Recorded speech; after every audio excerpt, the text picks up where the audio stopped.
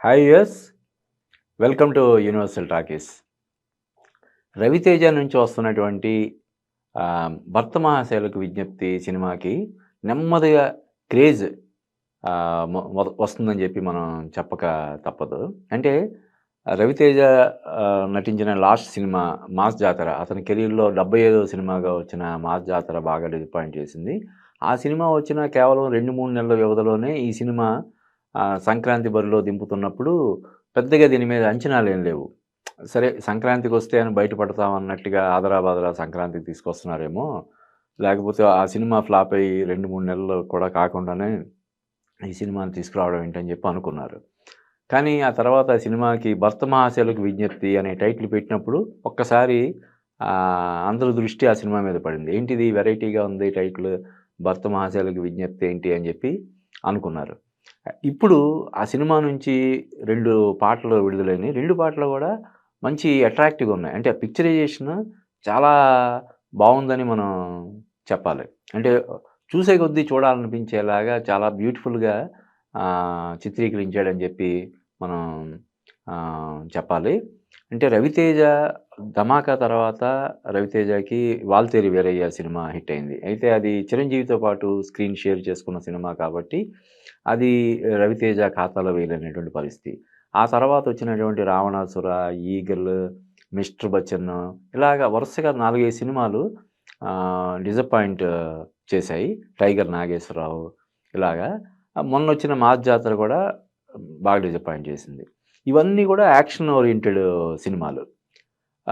అయితే ఈ సినిమా కంప్లీట్‌గా ఒక ఫ్యామిలీ డ్రామాలాగా, ఫ్యామిలీ ఎమోషన్స్‌తో రూపొందిన సినిమాలాగా మనకి అనిపిస్తుంది.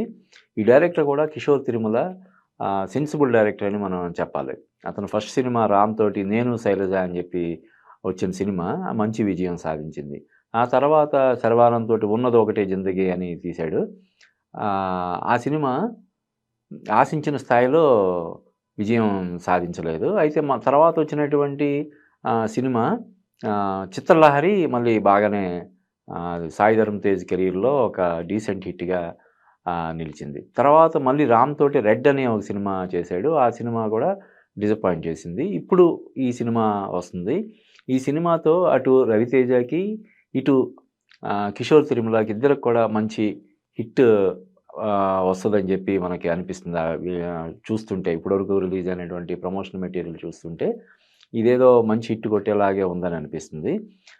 'మనశంకర వరప్రసాద్‌కి' సంగీతాన్ని సమకూర్చుతున్నటువంటి 'బీమ్స్' ఈ సినిమాకి కూడా సంగీతాన్ని సమకూర్చుతుండడం మరొక విశేషం. అలాగే 'ఆషికా రంగనాథ్' ఈ సినిమాలో హీరోయిన్. ఆ అమ్మాయికి ఇప్పటివరకు పెద్దగా సక్సెస్ అనేది లేదు.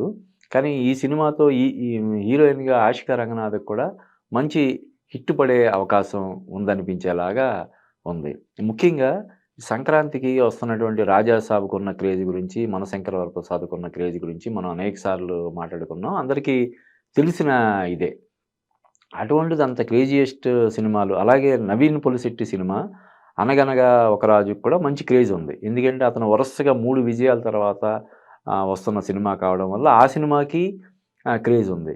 ఇలాగ ఈ 3 క్రేజీ ప్రాజెక్టుల మధ్య 'రవితేజ' సినిమాని ఎందుకు ప్లేస్ చేస్తున్నారు అని అంటే ఇందాక నేను చెప్పినట్టు సంక్రాంతికి ఎలాగో మంచి కొంచెం ఫ్యామిలీ ఆడియన్స్ ఇది ఉంటది కాబట్టి ఈ సీజన్‌లో రిలీజ్ చేయడం ద్వారా కమర్షియల్‌గా సేఫ్ అవ్వాలనే దీనితోటి స్ట్రాటజీతోటి వస్తున్నారేమో అని చెప్పి అందరిలాగే నేను కూడా అనుకున్నాను. కానీ ఇప్పుడు ఇది చూస్తుంటే మాత్రం అంటే ఒక 'రాజా సాబు', 'మనశంకర వరప్రసాద్‌కి' పోటీ ఇచ్చేంత కాకపోయినా వాటితో అంటే వాటితో పోల్చినప్పుడు ఎక్కడ తీ తీసి పారేయడానికి లేని విధంగా రోజు రోజుకి ఈ సినిమాకి కూడా క్రేజ్ పెరుగుతుందని మనం చెప్పొచ్చు. అంటే సంక్రాంతికి యాక్షన్ సినిమాలని చూస్తారు. డెఫినెట్‌గా ఆహ్, కామెడీ ఓరియెంటెడ్ సినిమాలను కూడా చూస్తారు. కానీ ఎక్కువగా ఫ్యామిలీ ఓరియెంటెడ్ సినిమాలకి కొంచెం ఎక్కువ ప్రాధాన్యత ఇస్తారు కాబట్టి సంక్రాంతి బరిలో నిలబడుతున్నటువంటి ఈ సినిమా అంటే సంక్రాంతికి ఇందాక మనం చెప్పుకున్నటువంటి 3 సినిమాలు 'రాజా సాబు', 'మనశంకర వరప్రసాద్', 'అనగనగా ఒక రాజు'తో పాటు 'భర్త మహాశైలకు విజ్ఞప్తి'తో పాటు 'శర్వానంద్' సినిమా కూడా రిలీజ్ అవుతుంది. 'నారి నారి నడుము మురారి' అది అంతకుముందు బాలకృష్ణ నటించినటువంటి సూపర్ హిట్ సినిమా టైటిల్ తోటి వస్తుండడం వల్ల ఆ సినిమాకు కూడా నెమ్మదిగా క్రేజ్ పెరుగుతుంది.